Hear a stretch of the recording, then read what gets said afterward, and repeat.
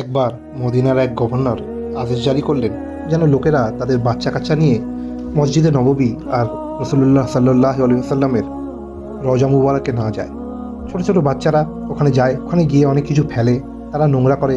তাদের জন্য নাকি ওখানে কার্পেট নষ্ট হয়, সেগুলো পরিষ্কার করতে কষ্ট হয় ও লোক লাগে এবং অর্থ ব্যয় হয়।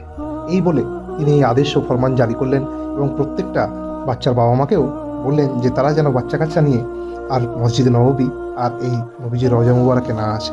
এই ঘোষণা দেওয়ার রাতেই তিনি স্বপ্নে দেখলেন আমাদের প্রিয় নবীজি মোহাম্মদ সাল্লাহ আলী আসাল্লামকে।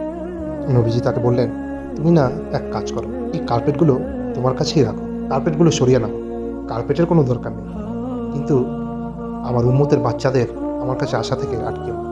আমি কেন বাচ্চাদের মসজিদে আসা থেকে আটকাইনি এটা যদি তুমি বুঝতে না পারো, তাহলে আমার দরকার নেই তোমার কার্পেট। তোমার কার্পেট তোমার কাছে রাখো, আমার বাচ্চাদের আমার কাছে পাঠিয়ে দাও। গভর্নরের ঘুম সঙ্গে সঙ্গে ভেঙে গেল, তার মন কেঁদে উঠল, তিনি চোখের পানি ফেললেন, তার হৃদয়ে এক অদ্ভুত অনুভূতি সৃষ্টি হলো এবং পরের দিন সকালে উঠেই তিনি তার আদেশ প্রত্যাহার করলেন এবং সকলের কাছে ক্ষমা চাইলেন এবং মসজিদ আবারও বাচ্চাদের কোলাহলে ভরে গেল। আর আমরা এখন বাচ্চাদের মসজিদে যেতে দিই না। আল্লাহ আমাদের হৃদায়াত দান করুন।